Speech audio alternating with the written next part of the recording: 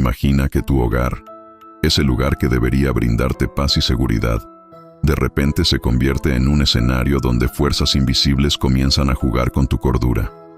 Los objetos flotan, las paredes susurran en lenguas antiguas, y las sombras parecen tener vida propia. Lo que estás a punto de escuchar no es solo una historia de una película de terror. Es un relato basado en hechos reales que ha helado la sangre de muchos. Hoy, te llevaremos a lo más profundo de la oscuridad que envolvió a un joven de tan solo 14 años, cuyo tormento inspiró una de las películas más aterradoras de todos los tiempos. Hay una película que ha provocado un gran miedo en los espectadores, generando incontables pesadillas y haciéndoles sentir que podrían estar siendo observados por fuerzas oscuras, esperando el momento perfecto para tomar control de sus cuerpos. Me refiero a El Exorcista, una obra maestra del terror que fue estrenada en 1973. Esta cinta narra la historia de una niña de tan solo 12 años que atraviesa espeluznantes rituales de exorcismo. A día de hoy sigue siendo considerada una de las películas más aterradoras de todos los tiempos. No obstante, lo que muchos desconocen es que este filme se basa en una historia real. La posesión demoníaca de un joven de 14 años en Maryland, Missouri, en el año 1949. La historia se centra en un adolescente llamado Roland, quien junto a su familia vivió eventos sumamente perturbadores y espeluznantes, todos sucedidos en Maryland, cerca del río Anacostia y en Missouri. La iglesia posteriormente reveló el nombre falso de Roland para proteger la verdadera identidad del joven, ya que solo tenía 14 años en ese entonces. Él vivía solo con sus padres, siendo hijo único. Tanto sus compañeros de escuela como sus familiares lo describían como un chico reservado y tranquilo, que prefería mantenerse alejado de los demás.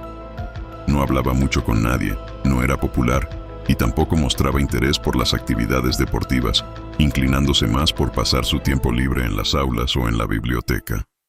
Al salir de la escuela, acostumbraba a ir a la casa de su tía, pues en su compañía se sentía a gusto. Con el tiempo, descubriría que su tía, una apasionada del espiritismo y lo oculto, asistía con regularidad a sesiones paranormales. Un día, mientras estaba de visita, Roland fue testigo de una de esas sesiones, lo que lo impactó profundamente. Desde entonces, comenzó a hacerle preguntas a su tía sobre temas espirituales. Poco a poco, este tipo de prácticas empezó a atraerle, y sus visitas se hicieron más frecuentes. Su tía, a pesar de su asombro, no pudo evitar que el joven se involucrara. En una de sus visitas, Roland abrió un cajón y encontró lo que parecía ser un tablero para comunicarse con los muertos. Entusiasmado con su descubrimiento, su tía le enseñó cómo usarlo, dándole algunas indicaciones. Durante un tiempo, nada fuera de lo común ocurrió, y Roland comenzó a jugar constantemente con la tabla. Pero a comienzos de 1949, ocurrió algo trágico. Su tía Harriet falleció. Poco después de la muerte de su tía, la familia comenzó a notar que algo siniestro empezaba a tomar forma en el hogar. El ambiente se volvió cada vez más frío, y lo que más los aterrorizaba eran los muebles que aparecían misteriosamente en lugares diferentes, como si una presencia invisible los moviera. Los miembros de la familia observaban con pánico cómo pequeños objetos flotaban en el aire o eran arrojados violentamente por toda la casa. Al caer la noche, ruidos inquietantes en un extraño latín resonaban por los pasillos, aumentando el miedo y la confusión. El estrés y la ansiedad empezaron a dominar a la familia, que se encontraba al borde del colapso. Algunos pensaban que todo esto se debía al espíritu de la tía Harriet, quien en vida se había involucrado en prácticas oscuras y ahora jugaba con ellos desde el más allá. Otros, en cambio, sospechaban que el origen del mal estaba en el joven Roland, quien, desesperado por contactar con su tía, había usado el tablero Ouija. Sin embargo, lo que parecía una inofensiva búsqueda espiritual resultó ser un error fatal. Muchos creen que Roland no logró comunicarse con Harriet, sino que accidentalmente abrió un portal a fuerzas oscuras que aprovecharon su vulnerabilidad, instalándose en su hogar. Con el paso del tiempo, los fenómenos paranormales se intensificaron de una manera aterradora. Arañazos comenzaron a aparecer en las paredes, profundos y grotescos, como si algo maligno estuviera tratando de abrirse paso desde el interior. Ruidos de golpes violentos y pisadas pesadas se escuchaban a cualquier hora, llenando la casa de un pavor indescriptible. Uno de los eventos más perturbadores fue cuando un cuadro de Jesucristo comenzó a moverse por sí solo, estrellándose repetidamente contra la pared hasta que quedó destrozado. Cuando la noche caía, la situación empeoraba. La cama de Roland se sacudía de manera incontrolable, golpeando el suelo como si algo estuviera tratando de arrastrarlo hacia el abismo. No era solo en su casa donde sucedían estas cosas. Muchos testigos en la escuela del joven también presenciaron fenómenos inquietantes. Cuando Roland estaba en clase, el ambiente se volvía denso y asfixiante. Las bancas se movían sin razón alguna, y en el silencio absoluto se escuchaba el eco de una canica rodando, provocando un terror palpable entre los estudiantes y maestros. El comportamiento errático de Roland llevó a que tanto alumnos como profesores comenzaran a temerle. Al ir al baño, las llaves de agua se abrían solas y las puertas de los salones se cerraban de golpe, desatando el caos entre los jóvenes. El director de la escuela, alarmado por los sucesos, contactó a los padres de Roland, sugiriéndoles que tomaran medidas drásticas. Les aconsejó llevarlo a un médico y a un psicólogo, ya que su comportamiento no era nada normal. La familia aceptó, y Roland fue llevado al hospital de Georgetown para una evaluación médica. Estuvo bajo observación durante algunos días, pero los médicos no encontraron ninguna enfermedad física ni mental que explicara lo que le estaba ocurriendo. Con el alma en un hilo, sus padres decidieron buscar la ayuda de varios psicólogos, pero el resultado fue el mismo. No había indicios de trastornos mentales. Desesperados y sin respuestas, los padres de Roland decidieron recurrir a la fe. Lo llevaron a una iglesia y allí encontraron a un pastor luterano llamado Luther Miles Schulze, quien tenía un gran interés en la parapsicología. Schulze, intrigado por el caso de Roland, decidió investigar lo sucedido. Tras hablar con la familia y presenciar algunos de los fenómenos por sí mismo, confirmó que en la casa de Roland se manifestaba una poderosa actividad sobrenatural. Tras esta experiencia aterradora, Schulze recomendó a la familia buscar ayuda de un sacerdote católico especializado en exorcismos. Días después, el estado de Roland se deterioró rápidamente. Comenzó a mostrar una aversión visceral hacia los objetos religiosos, y su voz, antes juvenil, cambió drásticamente a un tono grave y gutural, que sus padres aseguraban no pertenecía a su hijo. En medio de esta espiral de horror, Roland fue tratado por varios sacerdotes en distintos lugares, sometiéndose a múltiples rituales de exorcismo en un intento desesperado por liberarlo de la influencia demoníaca que lo consumía. El primero de los exorcismos fue realizado por el sacerdote Eduardo Ox, quien intentó expulsar el mal del cuerpo de Roland en el hospital de la Universidad de Georgetown. Pero el joven, atrapado por una fuerza demoníaca, no soportó el proceso. Mientras el ritual avanzaba, comenzó a orinar la cama, gritando con una desesperación inhumana. Sus gritos pronto se transformaron en gruñidos animales, como si una bestia habitara dentro de él. Perdió el control de su conciencia y, entre cambios aterradores en su voz, lanzó maldiciones contra los sacerdotes presentes, condenándolos con palabras llenas de odio. En un momento, fue poseído por una fuerza sobrehumana y logró romper las ataduras que lo mantenían inmóvil en la cama. Con una furia descomunal, se lanzó violentamente sobre el sacerdote Eduardo, causándole algunas heridas.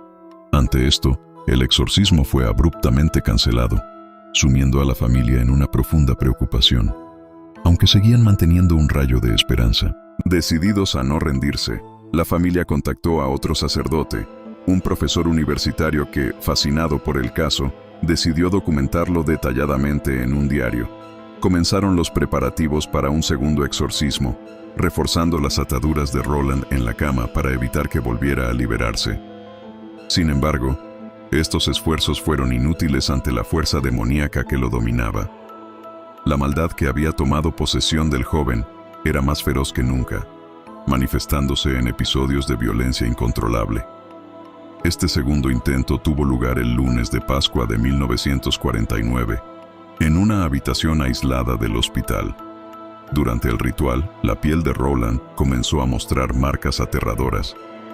Rostros y palabras demoníacas se formaban en su cuerpo. En ese instante, el joven comenzó a hablar en una lengua antigua, que los presentes identificaron como latín. Entre los gritos y la desesperación, el nombre de San Miguel fue invocado repetidamente, rogando que el arcángel expulsara a los demonios del cuerpo de Roland y luchara por su alma condenada. Por un breve momento, el chico pareció calmarse, y les dijo a los sacerdotes que el mal había desaparecido. Ellos creyeron que el ritual había sido exitoso, pero la paz fue breve. Apenas pasaron unos días cuando los fenómenos paranormales regresaron con más fuerza. La familia, aterrada, decidió trasladarlo a la casa de un pariente en Missouri, donde el sacerdote Bishop se puso en contacto con su colega, el padre William Fonder. El arzobispado de Washington le dio la orden al padre William de llevar a cabo el exorcismo en completo secreto y de registrar todos los detalles en un diario. El 10 de marzo de 1949, Bishop y William oraron junto a Roland en una habitación, y aunque el joven parecía más tranquilo al principio, las cosas no tardaron en volverse aterradoras.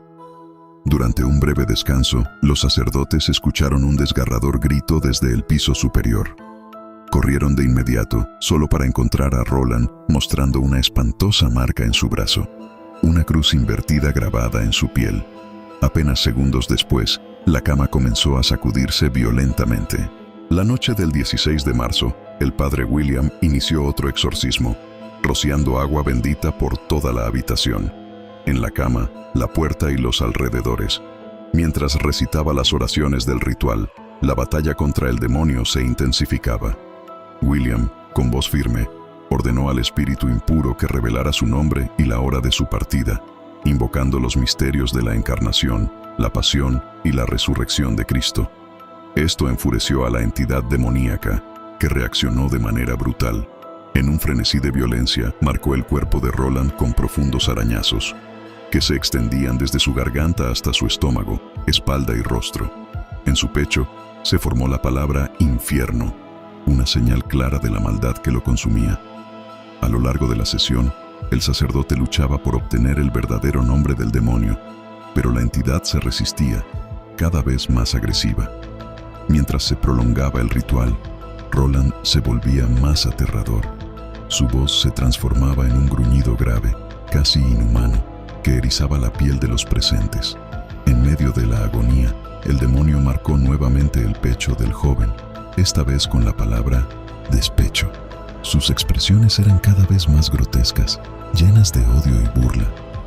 A medida que el ritual continuaba, Roland, con esa voz escalofriante, comenzó a insultar a los sacerdotes con palabras vulgares y obscenas, mientras una risa frenética y demoníaca llenaba la habitación, haciendo que el ambiente se volviera insoportable para todos los presentes. El ambiente era opresivo, oscuro, casi palpable, con una energía diabólica que impregnaba cada rincón. Roland, o más bien lo que habitaba en su cuerpo, insultaba sin cesar a los sacerdotes. Cada vez que intentaban rezar o pronunciar el nombre de Dios, todo se sumía en un silencio aterrador, como si el mismo aire se detuviera. El cuerpo del joven, inmóvil y en trance, flotaba en el aire, en lo que los exorcistas llamaban el roce de Satanás. El 18 de abril, después de que Roland fuera nuevamente hospitalizado, se libró la batalla final. Era una lucha definitiva entre la luz y la oscuridad. Los sacerdotes colocaron una estatua de San Miguel junto a la cama, mientras el padre William comenzaba lo que sería la última confrontación con el mal. Justo cuando William estaba a punto de pronunciar las últimas letanías, Roland, en un sorprendente giro, se calmó. Entonces, de su boca salió una voz clara, distinta de las anteriores. Satanás, soy San Miguel. Te ordeno a ti y a los otros espíritus impuros que abandonen este cuerpo, en nombre del Señor, inmediatamente. Unos minutos de inquietante calma siguieron, mientras los presentes creían que la batalla finalmente había terminado. Pero de repente, el cuerpo de Roland comenzó a sacudirse violentamente una vez más. Entonces, en un instante, sus ojos se aclararon y, con una voz tranquila y sosegada, dijo: «Ya se ha ido». Todos los presentes salieron de la habitación, agotados pero con la esperanza de que la pesadilla había llegado a su fin. Solo William y Bishop se quedaron fuera, esperando, vigilantes, para asegurarse de que todo había terminado. Cuando la mañana siguiente llegó, Roland no mostraba ya ningún signo de posesión. Parecía que, por fin, había sido salvado. Horas más tarde, Roland y sus padres acudieron a la capilla del hospital para dar gracias. El joven regresó a su habitación para descansar, pues estaba exhausto. Al despertar, algo en él parecía haber cambiado. Afirmaba no recordar casi nada de lo sucedido, salvo algunas voces que lo atormentaban. Cuando finalmente abandonó el hospital, su habitación fue cerrada bajo llave, ya que algunos afirmaban sentir una presencia maligna que aún rondaba en el aire. Todo lo ocurrido fue documentado por el padre William y no se dio a conocer hasta 1978. En ese informe, 9 sacerdotes y 36 testigos firmaron un documento que confirmaba la autenticidad de la posesión de Roland. Después de aquella aterradora experiencia, el joven decidió apartarse por completo de cualquier medio de invocación, incluidos los tableros espirituales. Se dedicó a llevar una vida normal, se casó y tuvo 2 hijos. Vivió en Maryland y nunca habló abiertamente sobre lo que había vivido, manteniendo su oscuro pasado en secreto. Para algunos investigadores, el caso de Roland fue un engaño, señalando inconsistencias y cosas que no parecían tener lógica. Otros sostenían que Roland sufría de trastornos mentales como la esquizofrenia. Incluso en sus 50 años, el hombre decía a quienes lo rodeaban que no recordaba casi nada de su posesión, excepto por las horribles voces que lo acosaban en su mente. El caso de Roland inspiró una película que, con el tiempo, se convertiría en un ícono del cine de terror: El Exorcista. La película ganó fama mundial, dando lugar a 5 secuelas más y una serie de televisión de 2 temporadas. Para los amantes del terror, este relato quedó grabado en sus mentes como una de las historias más perturbadoras jamás contadas. Pero si todo fue real o una ficción, solo Roland lo sabe. Y así termina esta escalofriante travesía por la vida de Roland Doe, el muchacho cuyo destino quedó marcado por fuerzas más allá de nuestro entendimiento. Ya sea que creas en lo paranormal o pienses que todo fue el producto de una mente perturbada, lo que es seguro es que su historia ha dejado una cicatriz profunda en la cultura popular. El miedo, la duda y el misterio rodean cada detalle de su experiencia, inspirando una de las sagas más icónicas del cine de terror. Ahora, mientras te preparas para descansar, recuerda, no todas las historias de posesión quedan encerradas en una pantalla de cine. ¿Quién sabe qué podría estar acechando en la oscuridad de tu habitación? Imagina que tu hogar, ese lugar que debería brindarte paz y seguridad, de repente se convierte en un escenario donde fuerzas invisibles comienzan a jugar con tu cordura. Los objetos flotan, las paredes susurran en lenguas antiguas, y las sombras parecen tener vida propia. Lo que estás a punto de escuchar no es solo una historia de una película de terror. Es un relato basado en hechos reales que ha helado la sangre de muchos.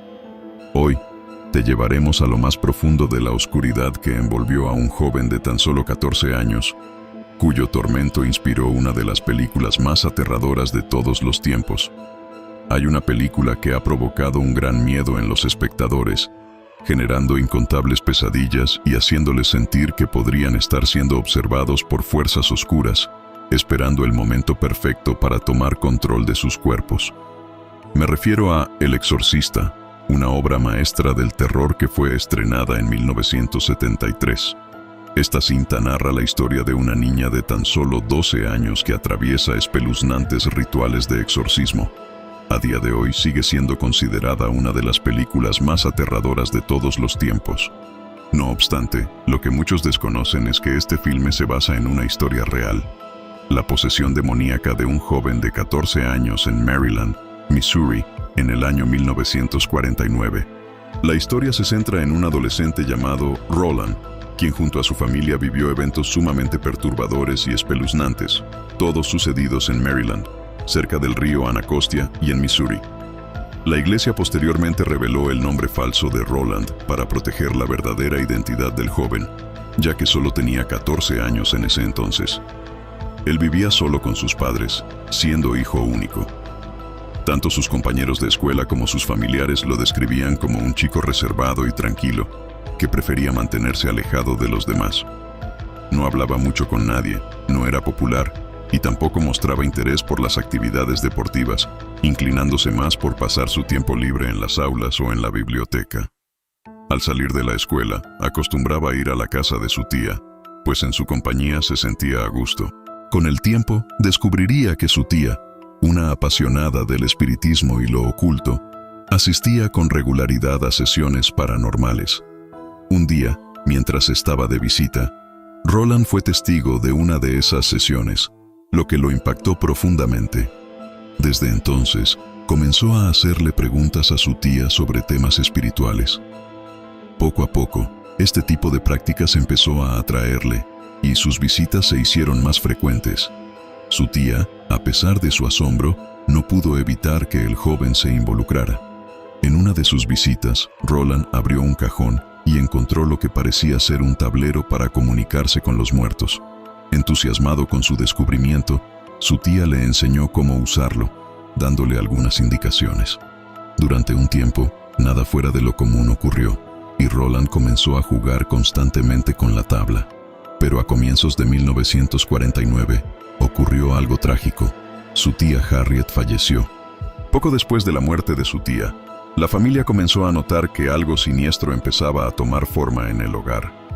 El ambiente se volvió cada vez más frío, y lo que más los aterrorizaba eran los muebles que aparecían misteriosamente en lugares diferentes, como si una presencia invisible los moviera. Los miembros de la familia observaban con pánico cómo pequeños objetos flotaban en el aire o eran arrojados violentamente por toda la casa. Al caer la noche, ruidos inquietantes en un extraño latín resonaban por los pasillos, aumentando el miedo y la confusión. El estrés y la ansiedad empezaron a dominar a la familia, que se encontraba al borde del colapso. Algunos pensaban que todo esto se debía al espíritu de la tía Harriet, quien en vida se había involucrado en prácticas oscuras y ahora jugaba con ellos desde el más allá.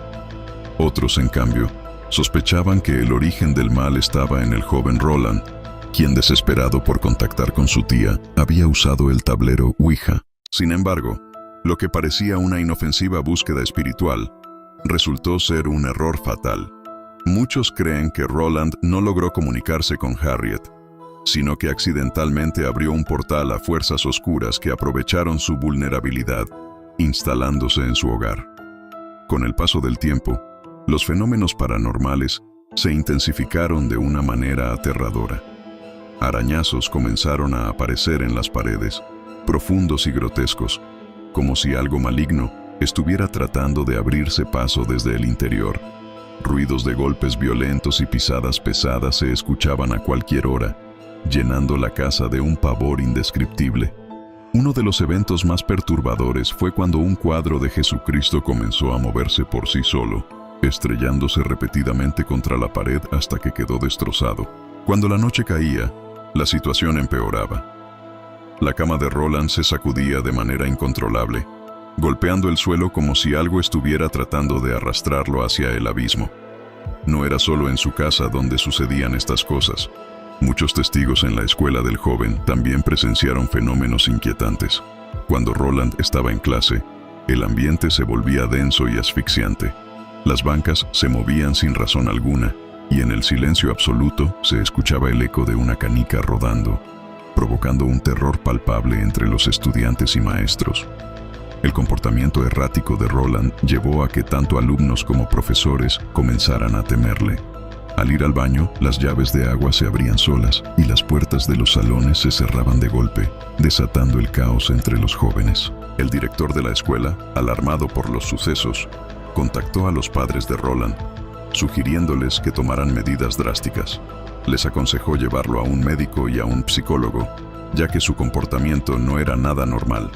La familia aceptó, y Roland fue llevado al hospital de Georgetown para una evaluación médica.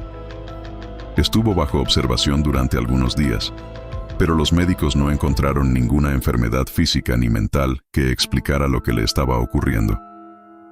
Con el alma en un hilo, sus padres decidieron buscar la ayuda de varios psicólogos, pero el resultado fue el mismo.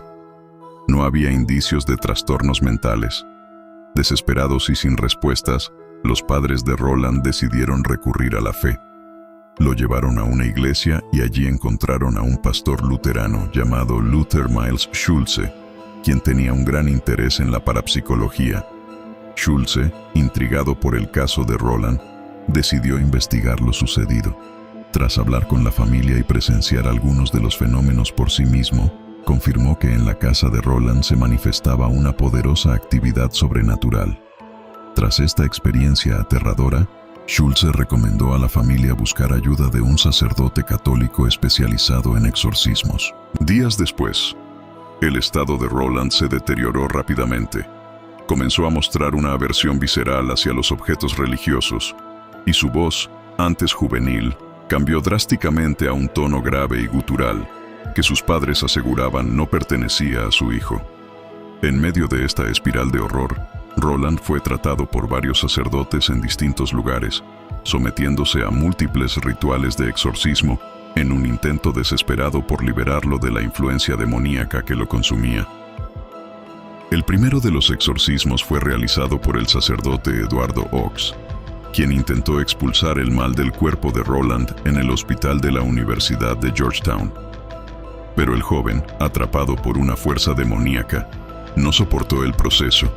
Mientras el ritual avanzaba, comenzó a orinar la cama, gritando con una desesperación inhumana. Sus gritos pronto se transformaron en gruñidos animales, como si una bestia habitara dentro de él. Perdió el control de su conciencia y, entre cambios aterradores en su voz, lanzó maldiciones contra los sacerdotes presentes, condenándolos con palabras llenas de odio. En un momento, fue poseído por una fuerza sobrehumana y logró romper las ataduras que lo mantenían inmóvil en la cama. Con una furia descomunal, se lanzó violentamente sobre el sacerdote Eduardo, causándole algunas heridas. Ante esto, el exorcismo fue abruptamente cancelado, sumiendo a la familia en una profunda preocupación, aunque seguían manteniendo un rayo de esperanza. Decididos a no rendirse, la familia contactó a otro sacerdote, un profesor universitario que, fascinado por el caso, decidió documentarlo detalladamente en un diario. Comenzaron los preparativos para un segundo exorcismo, reforzando las ataduras de Roland en la cama para evitar que volviera a liberarse. Sin embargo, estos esfuerzos fueron inútiles ante la fuerza demoníaca que lo dominaba. La maldad que había tomado posesión del joven era más feroz que nunca, manifestándose en episodios de violencia incontrolable. Este segundo intento tuvo lugar el lunes de Pascua de 1949, en una habitación aislada del hospital. Durante el ritual, la piel de Roland comenzó a mostrar marcas aterradoras. Rostros y palabras demoníacas se formaban en su cuerpo. En ese instante, el joven comenzó a hablar en una lengua antigua, que los presentes identificaron como latín. Entre los gritos y la desesperación, el nombre de San Miguel fue invocado repetidamente, rogando que el arcángel expulsara a los demonios del cuerpo de Roland y luchara por su alma condenada. Por un breve momento, el chico pareció calmarse, y les dijo a los sacerdotes que el mal había desaparecido. Ellos creyeron que el ritual había sido exitoso, pero la paz fue breve.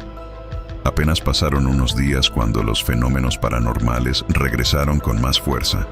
La familia, aterrada, decidió trasladarlo a la casa de un pariente en Missouri, donde el sacerdote Bishop se puso en contacto con su colega, el padre William Fonder.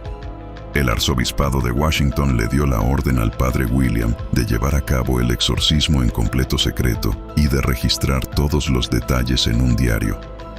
El 10 de marzo de 1949, Bishop y William oraron junto a Roland en una habitación, y aunque el joven parecía más tranquilo al principio, las cosas no tardaron en volverse aterradoras. Durante un breve descanso, los sacerdotes escucharon un desgarrador grito desde el piso superior. Corrieron de inmediato, solo para encontrar a Roland mostrando una espantosa marca en su brazo, una cruz invertida grabada en su piel. Apenas segundos después, La cama comenzó a sacudirse violentamente. La noche del 16 de marzo, el padre William inició otro exorcismo, rociando agua bendita por toda la habitación, en la cama, la puerta y los alrededores. Mientras recitaba las oraciones del ritual, la batalla contra el demonio se intensificaba. William, con voz firme, ordenó al espíritu impuro que revelara su nombre y la hora de su partida, invocando los misterios de la encarnación, la pasión y la resurrección de Cristo. Esto enfureció a la entidad demoníaca, que reaccionó de manera brutal. En un frenesí de violencia, marcó el cuerpo de Roland con profundos arañazos, que se extendían desde su garganta hasta su estómago, espalda y rostro. En su pecho se formó la palabra infierno, una señal clara de la maldad que lo consumía. A lo largo de la sesión, el sacerdote luchaba por obtener el verdadero nombre del demonio, pero la entidad se resistía, cada vez más agresiva. Mientras se prolongaba el ritual, Roland se volvía más aterrador. Su voz se transformaba en un gruñido grave, casi inhumano, que erizaba la piel de los presentes. En medio de la agonía, el demonio marcó nuevamente el pecho del joven, esta vez con la palabra despecho. Sus expresiones eran cada vez más grotescas, llenas de odio y burla. A medida que el ritual continuaba, Roland, con esa voz escalofriante, comenzó a insultar a los sacerdotes con palabras vulgares y obscenas, mientras una risa frenética y demoníaca llenaba la habitación, haciendo que el ambiente se volviera insoportable para todos los presentes. El ambiente era opresivo, oscuro, casi palpable, con una energía diabólica que impregnaba cada rincón. Roland, o más bien lo que habitaba en su cuerpo, insultaba sin cesar a los sacerdotes. Cada vez que intentaban rezar o pronunciar el nombre de Dios, todo se sumía en un silencio aterrador, como si el mismo aire se detuviera. El cuerpo del joven, inmóvil y en trance, flotaba en el aire, en lo que los exorcistas llamaban el roce de Satanás. El 18 de abril, después de que Roland fuera nuevamente hospitalizado, se libró la batalla final. Era una lucha definitiva entre la luz y la oscuridad. Los sacerdotes colocaron una estatua de San Miguel junto a la cama, mientras el padre William comenzaba lo que sería la última confrontación con el mal. Justo cuando William estaba a punto de pronunciar las últimas letanías, Roland, en un sorprendente giro, se calmó. Entonces, de su boca salió una voz clara, distinta de las anteriores. «Satanás, soy San Miguel. Te ordeno a ti y a los otros espíritus impuros que abandonen este cuerpo, en nombre del Señor, inmediatamente». Unos minutos de inquietante calma siguieron, mientras los presentes creían que la batalla finalmente había terminado. Pero de repente, el cuerpo de Roland comenzó a sacudirse violentamente una vez más. Entonces, en un instante, sus ojos se aclararon y, con una voz tranquila y sosegada, dijo: «Ya se ha ido». Todos los presentes salieron de la habitación, agotados pero con la esperanza de que la pesadilla había llegado a su fin. Solo William y Bishop se quedaron fuera, esperando, vigilantes, para asegurarse de que todo había terminado. Cuando la mañana siguiente llegó, Roland no mostraba ya ningún signo de posesión. Parecía que, por fin, había sido salvado. Horas más tarde, Roland y sus padres acudieron a la capilla del hospital para dar gracias. El joven regresó a su habitación para descansar, pues estaba exhausto. Al despertar, algo en él parecía haber cambiado. Afirmaba no recordar casi nada de lo sucedido, salvo algunas voces que lo atormentaban. Cuando finalmente abandonó el hospital, su habitación fue cerrada bajo llave, ya que algunos afirmaban sentir una presencia maligna que aún rondaba en el aire. Todo lo ocurrido fue documentado por el padre William y no se dio a conocer hasta 1978. En ese informe, 9 sacerdotes y 36 testigos firmaron un documento que confirmaba la autenticidad de la posesión de Roland.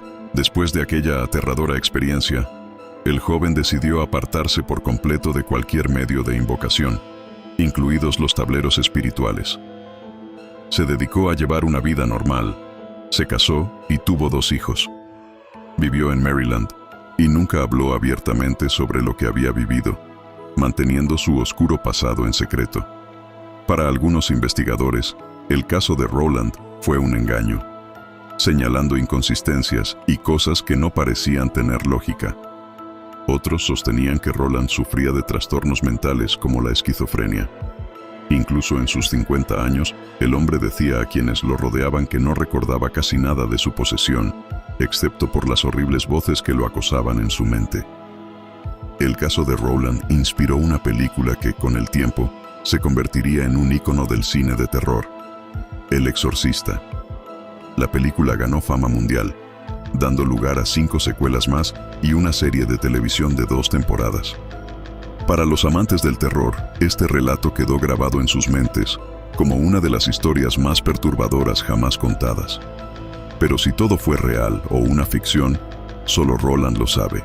Y así termina esta escalofriante travesía por la vida de Roland Doe, el muchacho cuyo destino quedó marcado por fuerzas más allá de nuestro entendimiento.